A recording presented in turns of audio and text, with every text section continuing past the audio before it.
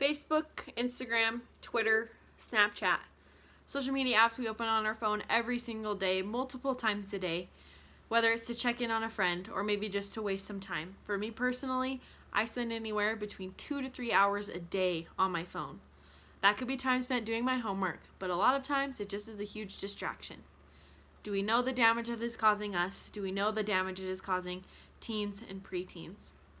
Today, I want to talk to you about the necessity it is to limit screen time for your children. I want to do this by going over various points such as how accessible things are online, the damage it is causing your teens, and what you can do to limit that screen time and help your children. Kids as young as 6 and 7 are getting cell phones and tablets. 6 and 7-year-olds. I don't know about you, but when I was 6 or 7, I was going to soccer games, playing with my dogs, probably arguing with my sister about who had to clean up the toy room. But nowadays, I'm not saying that that doesn't happen, but what I am saying is that a tablet is being placed in front of them. They aren't using their creative skills, but they're sitting on a game for hours on end and accessing things that maybe we don't even know what they're accessing. It could be things like pornography. Maybe they're buying things that you don't want them to buy on accident. Various things could be happening without your knowledge, and it's scary. And that being on your tablet or phone for so long can create an addiction in these very young people, which can lead to communication issues, social anxiety, all of that stuff, which is very harmful.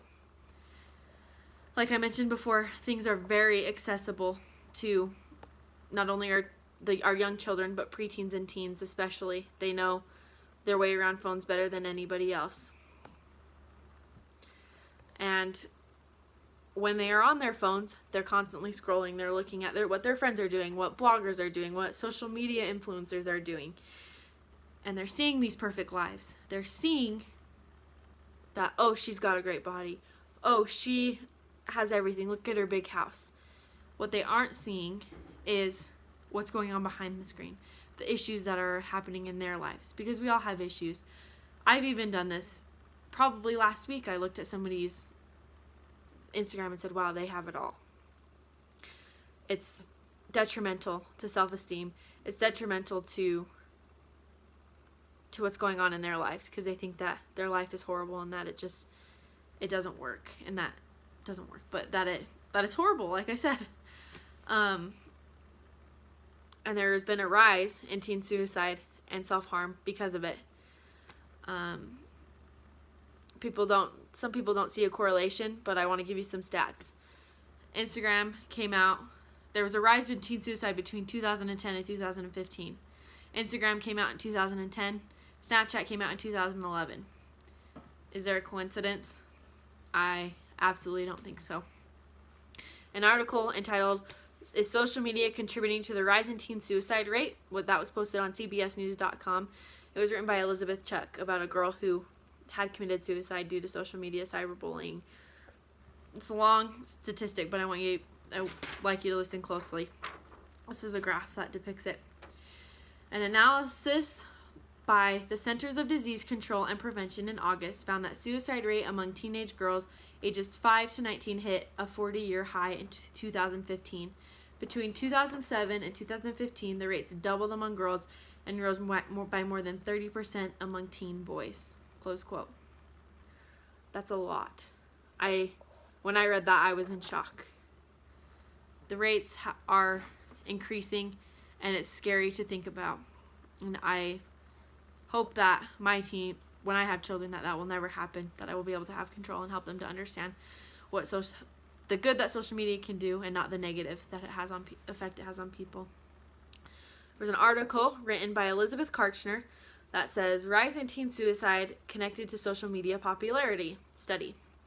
Talks about the correlation, once again, between teen suicide and social media. One quote from the article reads, "Recent teen suicides have been blamed on cyberbullying and social media posts depicting perfect lives, and may be taking a toll on teens' mental health," researchers say. The article continues on with various teenagers that have given quotes for the article, and there was one by Caitlin Hardy, who's 17, she's from Colorado. She says, "After hours of scrolling through Instagram feeds, I just feel worse about myself because I feel left out." I know that I felt left out. And this isn't the first time we've heard this. I've heard my sister talk about it, how she feels left out. Maybe it's not just the Instagram famous people, but maybe it's their friends that post a Snapchat and your daughter or your son wasn't invited to go hang out with them. And they're hurt because they're not with their friends. And so I don't blame them. It's a common thing. And limiting screen time and realizing that it's not the most important thing can help them to understand that it's not everything, that there's other things outside of it. According to Common Sense Media, teens spend on average 9 hours online per day. 9 hours. That is 63 hours a week. There are far better things that they can be doing with their time. Being creative, learning more, doing their schoolwork, not staying up late. I know that's a big one. They sit on their phones all night and scroll, because I've done it before. Overall, my purpose of the speech was to urge you to limit your screen time for your children, to be involved and to be an active part of what they're doing online and how they feel.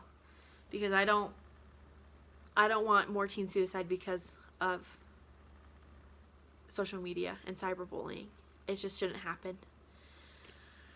And the way that the way that we can do this is by first being an example, limiting our own screen time.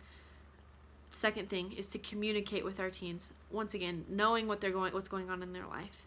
Third thing is to get involved, to get them involved in things that they like to do, whether that's sports or music or volunteering. All of these things can help and be beneficial for their lives as they look outside of themselves.